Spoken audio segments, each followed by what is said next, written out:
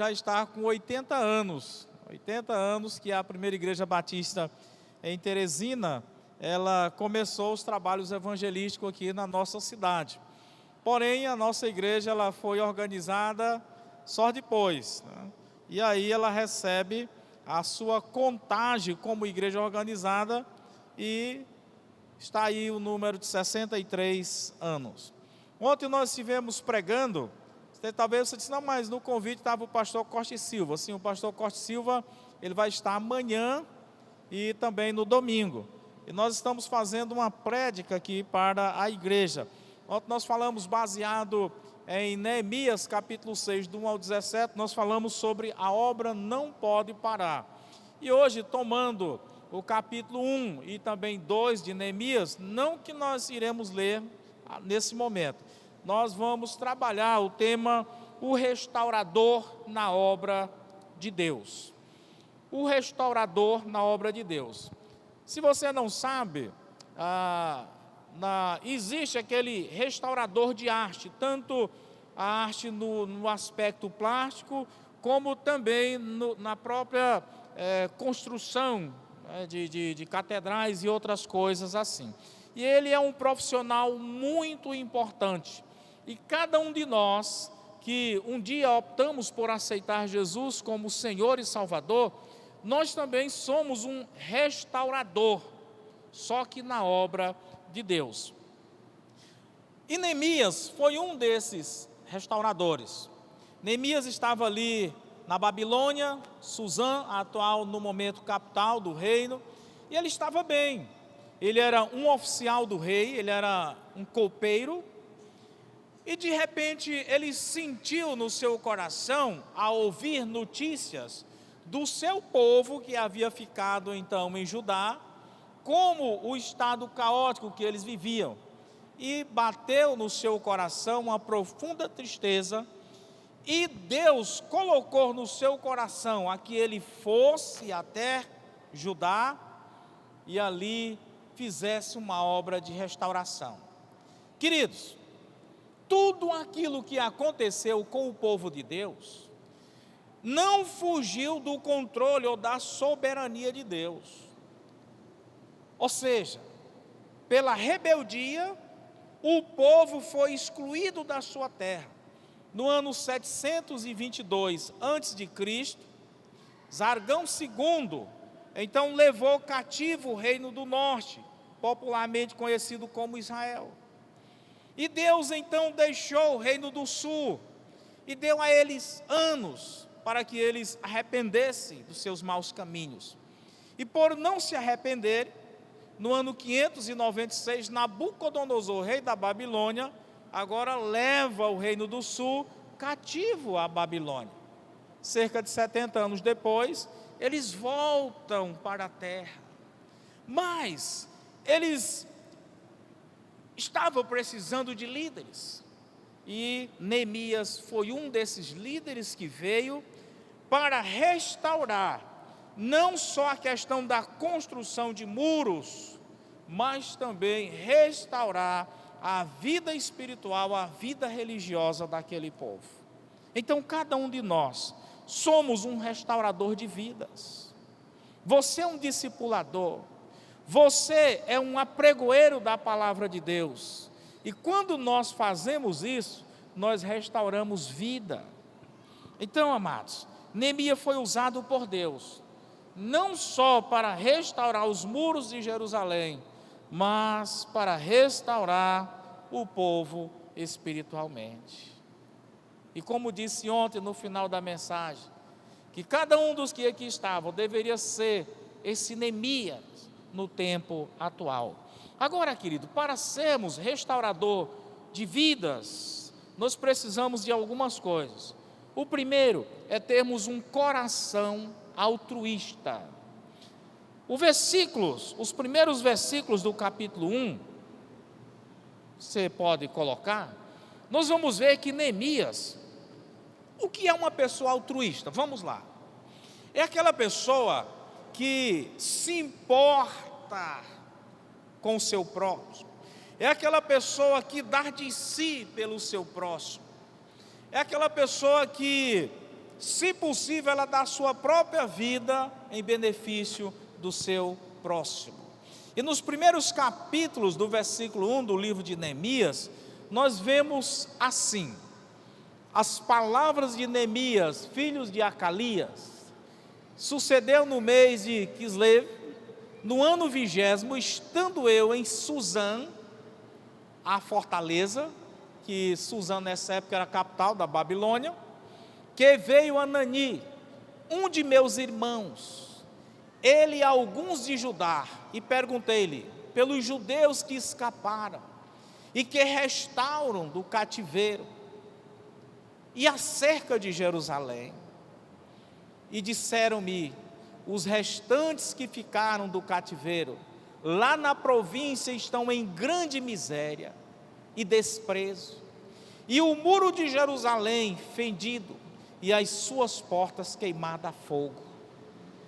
E sucedeu que, ouvindo eu estas palavras, assentei-me e chorei, e lamentei por alguns dias, e estive jejuando e orando perante o Deus dos céus. Então veja bem, ele era um oficial do rei, estava servindo à mesa do rei ali na capital do grande império babilônico. Mas quando ele soube a situação caótica daquele povo, então ele se entristeceu. Tudo aquilo que ele tinha em mão já não mais valia nada, senão o pensamento na restauração da vida do seu povo. Então, queridos, se nós quisermos ser um restaurador de vidas na obra de Deus, primeira questão, nós temos que ser altruístas. Quando vamos pensar na montagem de um negócio, uma empresa, a primeira coisa que nos vem na mente é assim: organizarmos a empresa para que ela nos dê lucro financeiro. Eu quero ganhar dinheiro. Mas nós deveríamos pensar, antes de querermos ganhar dinheiro, pensarmos da seguinte forma: quantas pessoas eu vou beneficiar dando-lhe trabalho, dando-lhe emprego? Mas nós não pensamos assim. Nós pensamos meramente nos recursos que entrarão na nossa carteira, na nossa conta bancária. O altruísta, ele pensa assim: eu vou ajudar muitas pessoas abrindo campo de trabalho para eles. Neemias não estava preocupado meramente consigo, mas a partir daquele relato, ele passou a preocupar-se com os seus compatriotas que estavam sofrendo. Ou seja, ele passou a ter o sentimento de apatia, sentir a dor do próximo. Veja o que o versículo nos diz: e sucedeu que, ouvindo eu estas palavras, assentei-me e chorei. Sentiu a dor. Um colega, essa semana, ele me fez uma ligação, e ele contou um problema que ele estava enfrentando, e ele precisava de um recurso financeiro, né? Quando ele, na ligação, me contou aquilo ali, eu senti a dor que ele sentia. E quando eu entrei em contato com outro colega para liberar a verba, eu já fui dizendo: olha, essa situação ela é quase que constante na minha vida. Chega final de semana, que tem que pagar a mão de obra, R$3.000, e às vezes o caixa está baixinho. Tem um sufoco para mim. Então eu já começo a orar desde cedo: ô Senhor, hoje tem que pagar a mão de obra. Então, quando aquele colega citou aquela dificuldade, eu senti, na mesma hora, a dor que ele estava sentindo. Empatia. Nós precisamos sentir a dor do nosso próximo. Ouvindo eu estas palavras, assentei-me e chorei. Então, querido, uma outra questão dentro desse coração altruísta é que, quando Neemias ouviu, ele não se colocou indiferente àquela situação, não. Ele passou a fazer parte daquilo que seria a solução para com seus compatriotas. Geralmente nós, quando vemos um necessitado, nós temos a tendência de virar as nossas costas, porque não queremos ouvir o relato dele, para não sermos participantes a partir de agora. Então nós tentamos virar as costas. Ele não. Ele passou a fazer parte. Ele disse: estive jejuando e orando perante o Deus dos céus. Senhor, talvez fossem as palavras dele: como eu posso ajudar o meu povo, Senhor? Mostra-me o caminho. Talvez foram estas as palavras de Neemias. Então, querido, cada um de nós podemos ser um restaurador de vidas, mas para isso precisamos ter um coração altruísta. Segunda questão que vemos nesse texto é que Neemias, ele tinha um coração voluntário. Vamos lá para o capítulo 2, Samuel. Agora nós vamos dar um salto do capítulo 1, vamos para o capítulo 2, versículo de 3 a 5. Ou seja, um coração voluntário ele tinha.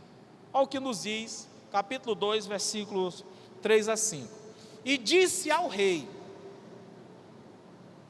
viva o rei para sempre. Como não estaria triste o meu rosto, estando a cidade, o lugar dos meus dos sepulcros dos meus pais, assolado, e tendo sido consumida as suas portas a fogo. E o rei me disse: que me pedes agora? Então orei ao Deus dos céus, e disse ao rei: se é do agrado do rei, e se o teu servo é aceito em tua presença, peço-te que me envies ajudar a cidade dos sepulcros de meus pais, para que eu a reedifique. Ou seja, ele se colocou voluntariamente. Só aquela viagem que ele faria, voltando de Babilônia para Judá, e o enfrentamento que teria, já não mais num palácio, mas agora como um construtor, como um mestre de obra, era descer o degrau, irmãos. Nós estamos lá no palácio, agora vamos descer para o campo de obra. É descer. Mas Neemias, ele tinha esse coração voluntário.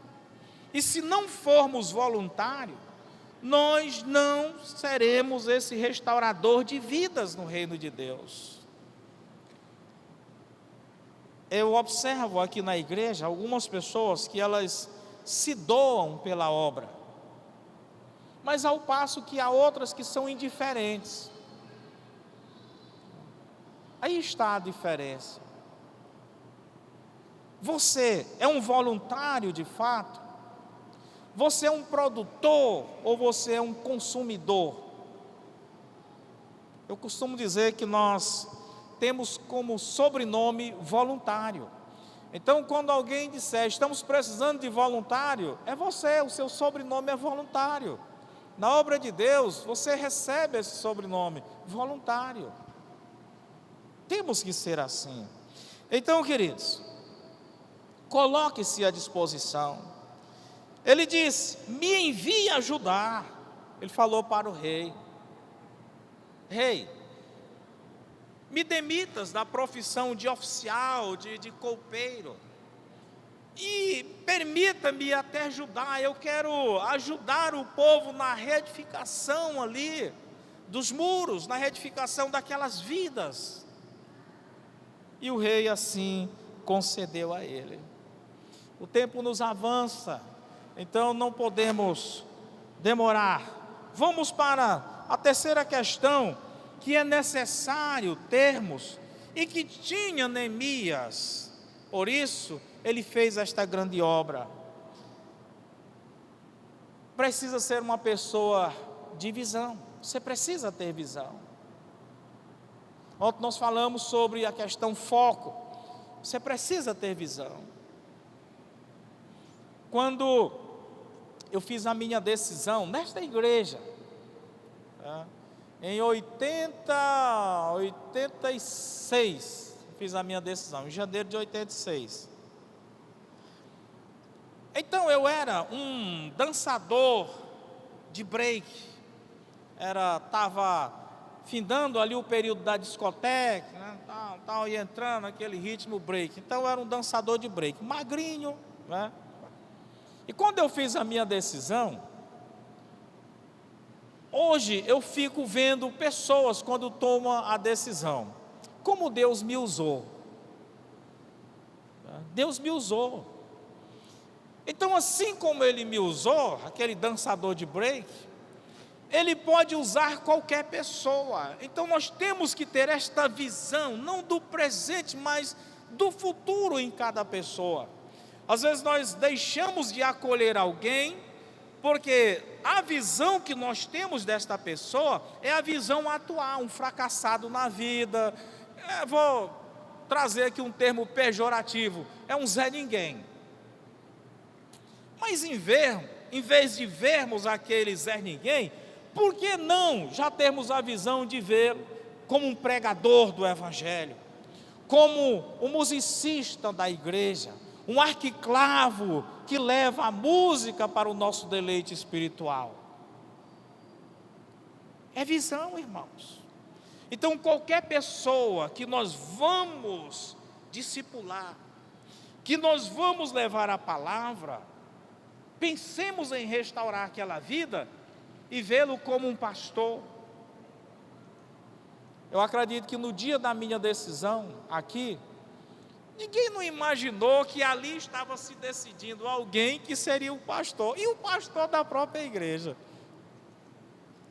Veja o que Deus fez. Um dançador de break, hoje o pastor da igreja. Visão. Deus tem visão. Então Neemias, ele tinha visão. Olha capítulo 2, versículos 7 e 8. Ele era um homem de visão. Quando o rei perguntou a ele: o que é que tu quer que eu te faça? Ele foi orar a Deus, em busca da visão. E olha o que, capítulo 2, 7 e 8. Disse mais ao rei,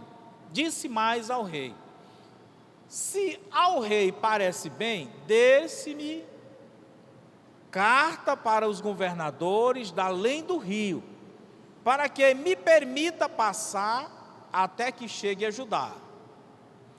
Como também uma carta para Asaf, guarda da floresta do rei, para que me dê madeira para cobrir as portas do paço da casa, para o muro da cidade e para a casa em que eu houver de entrar. E o rei mas deu, segundo a boa mão de Deus sobre mim. Então, irmãos, ele tinha visão, ele sabia o que queria.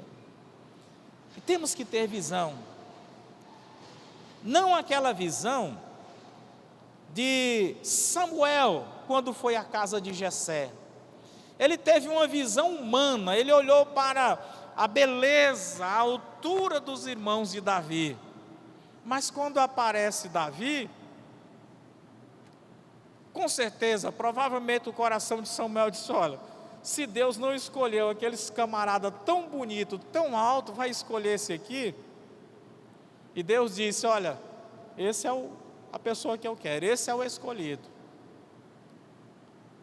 Eu não sei naquele momento o que passou na mente de Samuel, mas poderia até dizer: Senhor, está de brincadeira, Senhor, está de brincadeira, esse garoto aí, seu rei de Israel, Senhor, olha o tamanho de Saul. A Bíblia diz que Saul, ele era um homem muito bonito, que em meio à multidão, o homem mais alto de Israel só dava a altura do ombro dele. Então Deus escolheu o primeiro rei, um homem bonito, um homem belo. Agora Deus manda ungir o segundo rei, e apresenta-se vários homens na qualificação de Saul. E Deus disse: não, eu quero aquele magrinho ali, ó. Visão, irmãos. Neemias, ele via exatamente o que precisava ser feito. Na obra de Deus, queridos, não seja vagaroso, não seja lento, não seja tardio. Não há necessidade de que alguém diga a você o que se deve fazer. Ore a Deus: Senhor, como tu queres me usar na igreja local, como tu queres me usar de uma forma mais ampla no reino. Esteja atento àquilo que o Espírito há de falar a você. Há pessoas que ela desenvolve a obra, e ela simplesmente chega ao pastor e diz: pastor, eu quero fazer determinada coisa, eu posso? Pode, meu irmão. Mas tem outros que mesmo nós sinalizando o que deves fazer, mesmo até uma expressão grosseira, mandando ele fazer, ele ainda não faz. Neemias, ele via o que realmente precisava ser feito, irmãos. Aí está a diferença. Aí está a diferença. E por último, porque o tempo já se alonga, a quarta e última coisa que nós precisamos, assim como Neemias, para sermos um restaurador de vidas no reino de Deus, na obra de Deus, é estarmos na direção de Deus.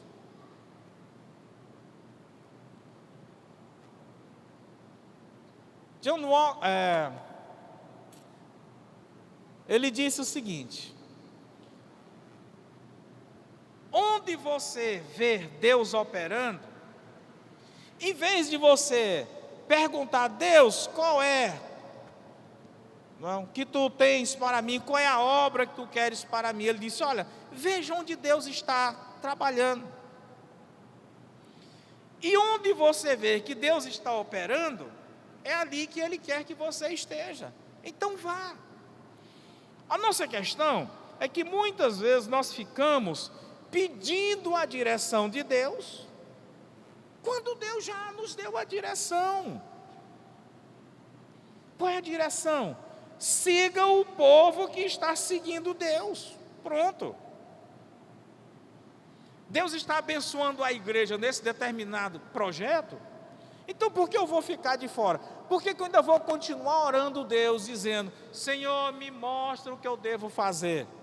Ele vai dizer: tu é cego? Tu é doido? Tu não está vendo o que está acontecendo, não? O que tu ainda quer? Então siga. Onde você vê Deus operando, é exatamente o lugar que Ele quer que eu esteja, que nós estejamos. Então, Neemias, ele, no versículo 2:12, no versículo 12, nós vemos que ele estava na direção. Desde o início do capítulo 1, versículo 1, nós já vemos ali ele buscando a Deus em oração, só quando recebeu a notícia de como era o estado dos seus compatriotas. Quando ele se apresenta ao rei, ele ora antes. Depois que o rei diz: o que você quer que eu faça, ele volta a orar. E agora, 2:12. E de noite me levantei, eu e poucos homens comigo, e não declarei a ninguém o que o meu Deus me pôs no coração para fazer em Jerusalém. E não havia comigo animal algum, senão aquele que eu estava montado. Então o projeto de Deus já era estabelecido no seu coração. Ele não estava ali à toa. Ele não estava se guiando ou guiando alguém meramente pelo seu achismo, por aquilo que ele pensava, mas um projeto estabelecido por Deus no seu coração. Então, querido, diga para Deus: Senhor, estabelece um projeto que o Senhor quer me usar desse projeto. Talvez Ele até já estabeleceu. Talvez Ele até já te deu esse projeto. Mas, voltando um pouco àquilo que nós falamos ontem, e se você consultar novamente a pastoral de hoje, nela está dizendo que todo toda vez que você tenta fazer uma grande obra, tem os adversários, tem os Sambalates da vida, os Tobias da vida, e eles vão procurar derrubar. Mas se você tem convicção de que você está sendo guiado por Deus, vá em frente, meu querido. Não há ninguém que possa te deter, não há ninguém que possa te derrubar. Assim como fez Neemias. Capítulo 6, para quem faltou ontem, né? Faltou a aula de ontem. Então depois você lê e você vai ver que os adversários foram grandes, externos e internos, mas ele prevaleceu. Mas ainda bem que hoje as mensagens estão gravadas, e se você for no YouTube no canal do YouTube da Primeira Igreja, lá está só a mensagem de ontem, você pode ouvir, você que faltou ontem, ver esta parte. Então, queridos, temos que neste aspecto de estarmos na direção de Deus, sabermos a hora de falar, até a hora de falar, porque aqui ele diz que não falou a nenhum daqueles que estavam com ele nada daquilo que Deus havia proposto no seu coração.